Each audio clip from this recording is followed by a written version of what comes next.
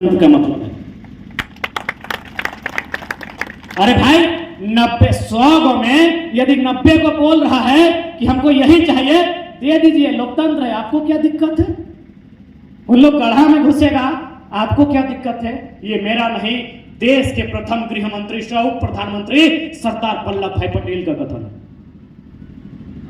कि लोकतंत्र यानी लोगों की मांगों को मान लेना। बहुत बड़ी आबादी। और ये 1932 के बारे में लोग ये दलील देते हैं कि माननीय हाईकोर्ट, रांची में जो माननीय हाईकोर्ट है, उन्होंने शायद 2002 के आसपास 27 नवंबर के आसपास इस नीति को रद्द कर दिया था। लोग क्या दलील देते हैं कि भाई हाईकोर्ट ने रद्द किया है। अरे हम क्या दलील देते हैं? अरे हाईकोर्ट क्या है, इस देश में हमने सुप्रीम कोर्ट को झुकते हुए देखा। कब? जलीकट्टू का मैटर उठा लीजिए। जलीकट्टू तमिलनाडु की एक परंपरा है। जिस प्रकार हमारे झारखंड में कहीं कहीं मुर्गा लड़ाई होता है, इधर शायद नहीं होता है। होता है? नहीं होता है, धनबाद बोकारो तरफ होता है। तो ठीक उसी प्रकार जलीकट्टू में माने जो बैल है उसको लेकर एक खेल होता था। तो सुप्रीम कोर्ट ने कहा कि भाई इससे बैलों को दिक्कत हो रहा है और भारतीय संविधान 48 के अनुसार वन्य जीव माने जीव जंतुओं को भी अधिकार इस देश में है। तो सुप्रीम कोर्ट ने इस नियम को, इस परंपरा को बोला कि रिजेक्ट, इसको मैंने बंद कीजिए। किसने? सुप्रीम कोर्ट ने। यहां तो हाईकोर्ट का बात हो रहा है। तमिलनाडु के आदमी सड़क में आए, पूरा भारी संख्या में सड़क में आए और एक लाइन बोला, ओ सुप्रीम कोर्ट, जब आपका पैदा किए हुए थे उससे हजारों साल पहले से हमारा बाप दादा का ये नियम है, यानी यदि बदलना है आप अपना निर्णय बदलिए, हम ये कार्यक्रम करेंगे। और सुप्रीम कोर्ट को अपना निर्णय को बदलना पड़ा। आज भी जल्लीकट्टू कार्यक्रम तमिलनाडु में चलता है। यहां तो हाई कोर्ट का बात हो रहा है। क्यों नियम बदला? न लोकतंत्र का मतलब है गर्दन की संख्या, लोकतंत्र का मतलब है सर की संख्या। तमिलनाडु में सर की संख्या सड़कों पर थी। झारखंड के लोग अपने रोजमर्रा की जिंदगी कहिए, आपसी मतभेद कहिए, आपसी खींचातानी कहिए, आपसी तालमेल की कमी कहिए, आपसी भाईचारा का ना होना कहिए, ये सर की संख्या दिखा नहीं पाए हैं। कल्पना कीजिए, 3.25 करोड़ की जनसंख्या, 1% यानी 3.25 लाख लोग जिस दिन विधानसभा के बाहर किसी भी नियम को बनाने के लिए खड़े हो जाएंगे, 81 के 81 विधायक अपना पसीना से ही पानी पी लेंगे। 1%, 3.25 लाख जनसंख्या। कल ही बंदी रखा गया था। यदि 1% लोग, 3.25 लाख लोग सड़कों पर बंदी के लिए आते हैं तो सोच के देखिए क्या नजारा है। तो हमारा जो कमजोरी है कि लोगों की एकजुटता का ना होना, हमारी कमजोरी है लोगों में भाईचारा का ना होना, आपसी तालमेल की कमी, और सबसे खास बात झारखंडियत विचारधारा का धीरे धीरे खत्म होना। सुप्रीम कोर्ट ने निर्णय को बदला है इसी प्रांत में, इसी देश में, इसी वतन में। तो हाईकोर्ट क्या बात है भाई? इसलिए आज कानून रहते हुए भी हम गैर कानूनी तरीके से सताए जा रहे हैं। अनुसूची 5 लातेहार जिला ये अनुसूची 5 का क्षेत्र है, यानी यहाँ जनजातियों के लिए विशेष सुरक्षा, उसके साथ साथ तमाम मूलवासियों के लिए विशेष सुरक्षा जमीन कानून है। लेकिन आज देखिए, धड़ल्ले से हमारी जमीनों को कब्जा किया जा रहा है, धड़ल्ले से हमारी जमीनों पर कंपनी लगाया जा रहा है, हमारी जमीनों पर फैक्ट्री स्थापित किया जा रहा है, हमारे जल जमीन जंगल को दूषित किया जा रहा है, और अब हाथ में हाथ धरे बैठे हैं। क्यों? जिनके भरोसे हमने राज की बागडोर सौंपी थी, आज वे लोग केवल और केवल अपने परिवार तक सीमित हैं, वे लोग केवल और केवल पूंजी तक सीमित हैं। इसलिए आज हमारा भविष्य अंधेरे में। आज आपको क्या लगता है हम क्या नहीं खो रहे हैं? हम बहुत, सबसे महत्वपूर्ण, हमारे पढ़ने वाले छात्र अपने उम्र के सबसे महत्वपूर्ण समय को खो रहे हैं। पुलिस की आखिरी बहाली कब आई थी? 2015-16 में। टीचर की बहाली कब आई थी? 15-16 में। आज 7 साल 8 साल बीत चुका है। नीति नहीं तो बहाली कहां से? हम क्या खो रहे हैं? अपना उम्र खो रहे हैं। सबसे महत्वपूर्ण उम्र जो हमारा 16 साल से 24 साल के बीच का होता है, उस उम्र को हम खो रहे हैं। हमारे नौजवान, हमारे पढ़ने लिखने वाली भाई बहनगण अपने उम्र के सबसे शक्तिशाली समय को खो रहे हैं। और आपको लगता है हम क्या खो रहे हैं? हमको क्या नुकसान हो रहा है? अरे नुकसान जो हो रहा है उसकी आप भरपाई जीवन में नहीं कर सकते। आखिर आप अपने भविष्य का निर्माण कैसे चाहते हैं? आप किस आधार पे बोलते हैं कि हमारा भविष्य ठीक होगा? वर्तमान को देख कर ना। आज वर्तमान के संघर्ष को देख कर ना कहते हैं कि हमारा भविष्य ठीक होगा। यदि हमारा वर्तमान इसका 8-10 साल बेकार कर दिया जाए, बर्बाद कर दिया जाए, तो कौन सा भविष्य हमारा सुरक्षित होगा? किस प्रकार के भविष्य को हम दुहाई देते हैं कि हमारा भविष्य मजबूत होगा? इसलिए आज समझने योग्य बातें हैं। आज सबसे पहले हम आपसे निवेदन करना चाहेंगे, जैसा कि हम देख पाए बड़ी बड़ी कंपनियां आपके क्षेत्र में भी स्थापित हो रही हैं। इसलिए आज जितने भी जानकार लोग हैं जो कंपनियों से संबंधित जानकारी रखते हैं, अपने लोग अपने लालच को त्याग करके अपने इस गांव के बचाने के लिए लगे। हम मानते हैं लातेहार के लोग धनबाद की लड़ाई नहीं लड़ेंगे, लेकिन समर्थन दे सकते हैं। धनबाद के लोग लातेहार की लड़ाई नहीं लड़ेंगे, लेकिन घर बैठे अपना समर्थन दे सकते हैं प्रेस के माध्यम से, किसी अन्य माध्यम से, कि हम लातेहार के झारखंडी बंधुओं के साथ खड़े हैं, उनके साथ जो जुल्म हो रहा है उस जुल्म का हम प्रतिकार करते हैं। लड़ाई आपकी है, लड़ना आपको होगा, लेकिन आप लड़ेंगे कैसे? विकास बाबू ने आपको बड़ी अच्छे से बताया कि यही सही बात है। आपका फायरिंग का जो मामला था लातेहार में, लगभग 1972-75 का मामला था, आज वापस हुआ कि नहीं? नेतरहाट फील्ड फायर रेंज के नाम से था, लोगों ने लातेहार से पद यात्रा निकाला था, आज रद्द हुआ कि नहीं हुआ? बहुत सारे कानूनें जो इससे भी बड़ी बड़ी बुरी कानूनें थी, लोगों की एकजुटता ने, आंदोलन ने, संघर्ष ने रद्द करके दिखाया है। ठीक है, उसी प्रकार यदि आप जागरूक रहते हैं, आप अपने अधिकारों को जानते हैं, आप कागजी कलम से सफल रहते हैं, तो कंपनी आए या फिर से ईस्ट इंडिया कंपनी आए, उखाड़ के फेंक दिया जाएगा। अरे ये कंपनी कितना जमीन में है? 1000 एकड़ में, इतने में है, मानते हैं 2000 एकड़ में। ईस्ट इंडिया कंपनी पूरा इंडिया में था ना भाई? अरे इंडिया को अंग्रेज लोग गुलाम नहीं किया था, ईस्ट इंडिया कंपनी के माध्यम से गुलाम किया था। इन्हीं पूरा इंडिया में मोटा मोटी मान के चलिए आज का पाकिस्तान और बांग्लादेश, सॉरी आज अगर कल देखा जाए तो पाकिस्तान का बांग्लादेश का भी हिस्सा, यानी कुल मिलाकर आज हमारे पास 32 लाख वर्ग किलोमीटर है। उस समय 60 लाख के आसपास था, यानी 60 लाख वर्ग किलोमीटर। यहाँ तो 1000 एकड़ की बात हो रही है। ईस्ट इंडिया कंपनी के अंतर्गत अधीन पूरा अखंड भारत था। वापस लौटे कि नहीं लौटे? उससे शक्तिशाली है कंपनी की, उससे पावरफुल है कि?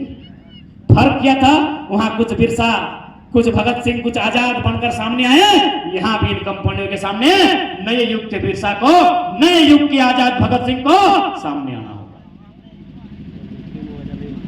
यदि आप सामने नहीं आते हैं तो भाई उस समय ईस्ट इंडिया कंपनी की गुलामी थी, आने वाला दिन इन कंपनियों की गुलामी होगी। और हो ही रहा, मर्जी से नौकरी दिया, मर्जी से बाहर कर दिया। एक प्रकार से गुलामी है। खेत लेगा, जमीन लेगा, सब ले लेगा, क्या बचेगा? कुछ नहीं बचेगा। तो इसलिए अरे दुनिया से सिकंदर को खाली हाथ लौटते देखे हैं, ये कंपनी और ये बड़ा बड़ा अधिकारी और नेता मंत्री क्या है? इन लोग भी अमृत पी के थोड़ी आया है, एक दिन इनको भी जाना होगा। बस अपने अंदर के हौसले और हिम्मत को रखिए, अपने अंदर के हौसले और हिम्मत को रखिए। इस दुनिया ने ईस्ट इंडिया कंपनी के जुल्म को देखा है। अरे ये तो 1000 एकड़ में है। ईस्ट इंडिया कंपनी मैंने अंग्रेजों का शासन तो 71 को देश में था ना? 71 की 72 को, 71 को देश में इसका शासन था, यानी 71 को देश के आदमी को बोका बना के गुलाम बनाया था। इतने को गांव में नहीं है, जिस दिन चाहेंगे उखाड़ के फेंक सकते हैं। बस हमारे अंदर हिम्मत आनी चाहिए। जबकि आज तो सोशल मीडिया का जमाना है, आज मीडिया का जमाना है। उस समय तो कुछ नहीं था। 100 लोग किस प्रकार लड़ाई लड़े सोचिए। आज तो हम लोग एक फोन करेंगे, धनबाद रांची सब एक जगह जमा हो जाता है। तो इसलिए मेरे अभिभावक स्वरूप बैठे लोग और हमसे जूनियर, हमारे बराबरी के पढ़ने वाले छात्र बंधुगण, बहन दीदीगण, सबसे कहेंगे कि हम धनबाद जाए हैं, मन करे धनबाद घूम के आइए, आपकी आंखों में आंसू आएगा। और दिन में तो मत जाइए, सिर्फ धुआं बचा है, सिर्फ खंडहर बचा है, सिर्फ बीमारी बचा है, सिर्फ गरीबी और तंगहाली बचा है। 1% लोग ही पैसा कमा पाए हैं। अब आप सोच के देखिए, अभी यदि गांव है, यदि अभी नदी नाला है, महुआ का पेड़ है, तो एक आदमी को फायदा मिलता है, पूरा गांव को मिलता है। ईस्ट इंडिया कंपनी रहे चाहे आज की कंपनी रहे, ये कभी गरीब किसान मजदूर की नहीं हुई है। मानते हैं 1% लोगों को नौकरियां दी जा सकती है, 1% लोगों को अच्छा मुआवजा दिया जा सकता है। तो क्या भारत देश 1% लोगों के लिए बना है? क्या भारत देश मुट्ठी भर लोगों के लिए बना है? इसलिए इस बात को जहन में रखिएगा। भारत सरकार का जो भूमि अधिग्रहण अधिनियम 2013 उसमें स्पष्ट लिखा है, यदि कोई कंपनी या फिर सरकार या राज्य सरकार, केंद्र सरकार या राज्य सरकार किसी योजना के लिए यदि जमीन लेता है तो ग्रामीणों की सहमति होनी चाहिए, 80% ग्रामीणों की सहमति होनी चाहिए, अच्छा मुआवजा मिलना चाहिए, नौकरी मिलना चाहिए, पेमेंट मिलना चाहिए, तब जाके विस्थापित कर सकते हैं। लेकिन कंपनी क्या बोलती है, नहीं, झारखंड में हम लोग 1894 का भूमि अधिग्रहण कानून मानते हैं। पढ़िएगा, 1894 का भूमि अधिग्रहण कानून अंग्रेजों का कानून था, जो झारखंडियों के लिए मौत का फरमान था। 1894 का कानून हमारे लिए मौत का फरमान था, और ये कंपनी बोलती है हम उसको मानते। कहा इसको मानेंगे जी? जब भारत सरकार के पास 2013 का कानून है, जब और भी समता एक्ट है, सुप्रीम कोर्ट का जजमेंट है खनिज को लेकर, तो आप 1894 क्यों मानेंगे? वो तो रद्द हो चुका है कब का। हाँ, अगर वो रहता आज भी तो उसको माना जा सकता। यही नहीं, आज यदि किसी माध्यम से कंपनी तक हमारी आवाज जाती है तो उनको भी हम चेतावनी देना चाहेंगे कि यही कंपनी जब मध्य प्रदेश में काम करती है तो ठीक काम करती है।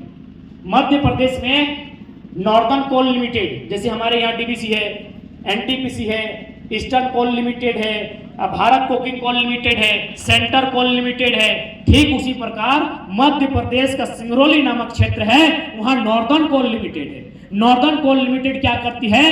कोयला खनन का कार्य करती है, लेकिन सबसे पहले क्या करती है? एक सर्वे की टीम बनाती है। जिन लोगों की जमीन पर कोयला मिला है, जिनको विस्थापित करना हो, सबसे पहले उनको चिन्हित करती है, और क्या करती है? उनको कहीं दूसरी जगह जमीन अलॉटमेंट करती है, चाहे 25 डिसमिल रहे, 30 डिसमिल रहे, सबको बराबर देती है। जमीन अलॉटमेंट करने के बाद कंपनी पैसा नहीं देती है, उस जमीन पर उसको फ्लैट मकान बना कर देती है, और पैसा तो ऊपर से देती है प्लस नौकरी देती है। बताइए झारखंड में ऐसा कानून है? बताइए झारखंड में ऐसा कानून है?